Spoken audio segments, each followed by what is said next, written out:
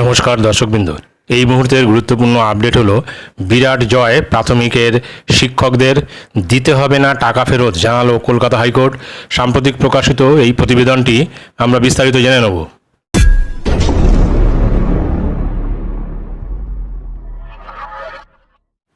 কলকাতা হাইকোর্টে বড় জয় মিলল এ রাজ্যের প্রাথমিক শিক্ষকদের। আদালত জানিয়ে দিল 2006-এ নিযুক্ত শিক্ষক শিক্ষিকাদের কোনো টাকা ফেরত দিতে হবে না। আসলে 2006 সালে নিযুক্ত প্রাথমিক শিক্ষকদের একাংশ অবসর গ্রহণের সময় এসে এক বিড়ম্বনার সম্মুখীন হচ্ছিলেন। শিক্ষা দপ্তরের এক অর্ডারে জানানো হয় এই শিক্ষকদের 2 বছরের ডিএলএড না থাকার সত্ত্বে তারা এ ক্যাটাগরির স্কেলে বেতন পেয়েছেন, অর্থাৎ বেশি বেতন পেয়েছেন। এই অতিরিক্ত বেতন ফেরত দিতে হবে। যদিও এই ব্যাখ্যা সঠিক নয় বলেই মনে করে শিক্ষক মহল। শিক্ষকদের সেই যুক্তি প্রতিষ্ঠিত হলো কলকাতা হাইকোর্টে। আমরা দি টিচার্স সোসাইটি সংগঠনের পক্ষ থেকে এই মর্মে করা 2টি মামলার হেয়ারিং হয় বুধবার।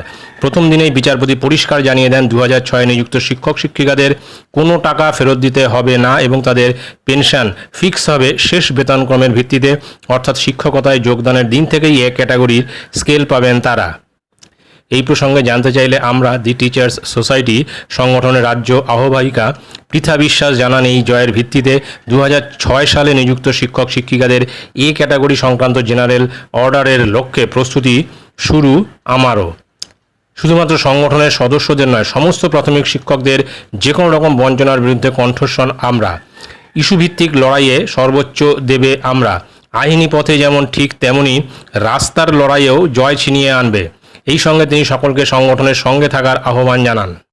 সুতরাং বোঝা যাচ্ছে যে বিষয়টি নিয়ে দীর্ঘদিন ধরে একটা টানাপোড়েন চলছিল যে 2 বছরের ডিএলএড কোর্স না থাকলে এ ক্যাটাগরির শিক্ষক নন, এবং যারা এ ক্যাটাগরির শিক্ষকের বেতন পেয়েছিলেন তাদেরকে টাকা ফেরত দিতে হবে বলে একটা নির্দেশিকা জারি করা হয়েছিল শিক্ষা দপ্তরের তরফ থেকে, এবং সেই নির্দেশিকা কিন্তু ভুল প্রমাণিত হলো এবং কলকাতা হাইকোর্ট থেকে সরাসরি জানিয়ে দেওয়া হলো যে কোনো শিক্ষক শিক্ষিকাকে এই বেতনের টাকা ফেরত দিতে হবে না। প্রত্যেকেই এ ক্যাটাগরির স্কেল পেয়ে এসেছেন এবং এ ক্যাটাগরির শিক্ষক হিসেবেই তারা থাকবেন, অর্থাৎ বি ক্যাটাগরিতে যাওয়ার কোনো প্রশ্নই রইল না। তো এটাই ছিল গুরুত্বপূর্ণ আপডেট যেটা আমি আপনাদের সঙ্গে শেয়ার করলাম। ভিডিওটি ভালো লাগলে অবশ্যই সাবস্ক্রাইব করবেন চ্যানেলটি। পরবর্তী আপডেট ভিডিও পাওয়ার জন্য ধন্যবাদ।